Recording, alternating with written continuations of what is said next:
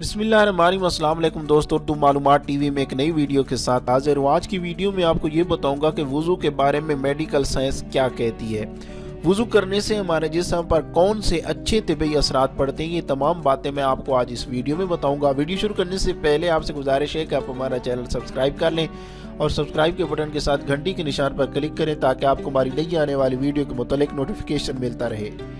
حضرت ابو ہریرہ رضی اللہ تعالیٰ عنہ کی روایت ہے کہ نبی کریم صلی اللہ علیہ وآلہ وسلم نے ارشاد فرمایا کہ جب بندہ وضو کرتا ہے، اپنا چہرہ دھوتا ہے تو پانی کے ساتھ یا پانی کے آخری قطرے کے ساتھ چہرے کے سارے گناہ نکل جاتے ہیں، اور جب ہاتھوں کو دھوتا ہے تو ہاتھوں کے سارے گناہ نکل جاتے ہیں، جب پیروں کو دھوتا ہے تو پیروں سے کیے ہوئے سارے گناہ پانی کے ساتھ نکل جاتے ہیں، یہاں تک کہ وہ گناہوں سے پاک صاف ہو کر وضو سے نکلتا ہے۔ قرآن مجید میں ارشاد ہے، اے ایمان والو، جب نماز کو کھڑے ہونا چاہو تو اپنا منہ دھو اور کونیوں تک ہاتھ دھو اور سروں کا مسح کرو اور گھٹنوں تک پاؤں دھو، اور اگر تمہیں نہانے کی حاجت ہو تو خوب ستھرے ہو لو۔ قرآن کے بہت سے حیرت انگیز حقائق میں سے یہاں ایک عظیم نسخے کا بیان کیا جا رہا ہے۔ ایک دن آئے گا جب غیر مسلم بھی اس طہارت یعنی وضو کی نقل کریں گے، جس کی برکات بغیر اس کا احساس کیے ہوئے ہم پچھلی 14 صدیوں سے حاصل کر رہے ہیں۔ سائنس تو آج مانتی ہے، مگر قرآن مجید نے ہمیں 1400 سال پہلے اس کا فائدہ بتا دیا ہے۔ آئیے اب دیکھیں طہارت اور وضو سے کس طرح انسانی صحت کو فائدہ پہنچتا ہے۔ خون کی شریانوں کے عمل کا نظام دو بڑے حیاتیاتی اصولوں پر قائم ہے۔ پہلا اصول دل کا وہ کام ہے جس سے خون کو خلیاتی ریشوں بلکہ بالخصوص ایک ایک خلیے تک پہنچانا ہے۔ دوسرا اصول جس میں استعمال شدہ خون کو دل تک واپس پہنچانا ہے۔ اگر ایک دفعہ یہ دو طرفہ دوران خون درم برم ہو جائے تو ڈائسٹالک خون کا دباؤ بڑھ جاتا ہے۔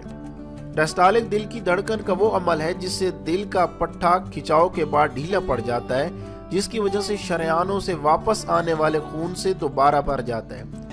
خون کے اس دباؤ کے بڑھنے سے بڑھاپے کے عمل میں تیزی آ جاتی ہے، بلکہ موت کی آمد کی رفتار میں بھی اضافہ ہو جاتا ہے۔ اس دو طرفہ خون کا سب سے اہم پہلو کیا ہے؟ اس سوال کا جواب بہت سالوں سے معلوم ہو چکا ہے۔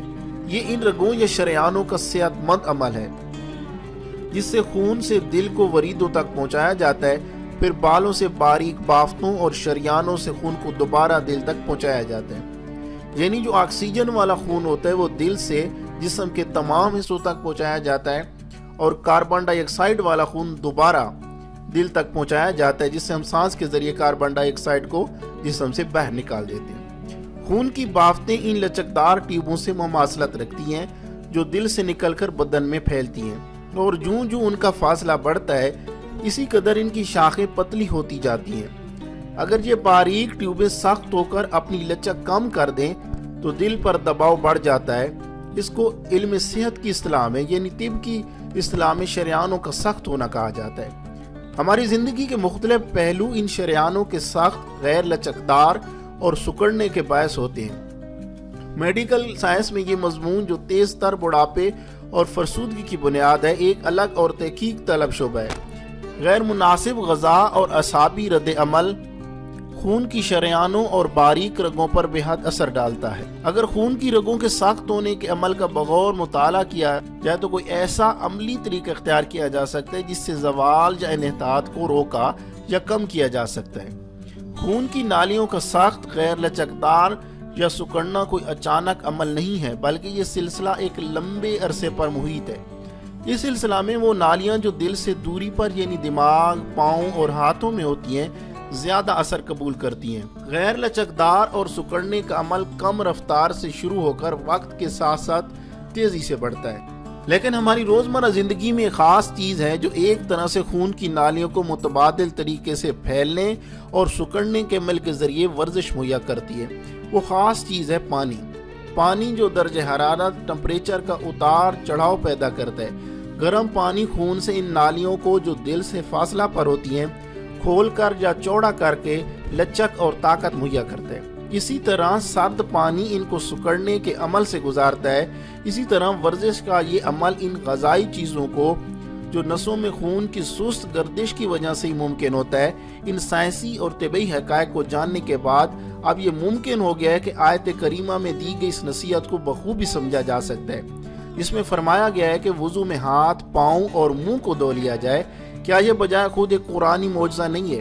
بطور خاص کیا آیت کریمہ کے دوسرے حصے کے راز کو نہ سمجھنا ناممکن ہے، جس میں فرمایا گیا ہے کہ اللہ پوری کر دے اپنی نعمت تم پر۔ اللہ تعالیٰ نے خون کی گردش کا بیش بہا انعام عطا کیا ہے۔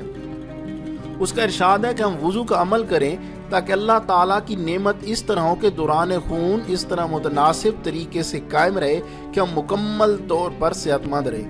وضو کی لاتعداد برکتوں میں سے یہ صرف ایک تحفہ ہے۔ یہ ناممکن ہے کہ اس حقیقت کو نظر انداز کر دیا جائے کہ کس طرح وضو کا عمل جسمانی اور ذہنی ضعف اور فرسودگی کو کم رفتار بنا دیتا ہے، جو دماغ میں خون کی نسوں کے سخت اور غیر لچکدار ہونے کی بنا پر ہوتی ہے۔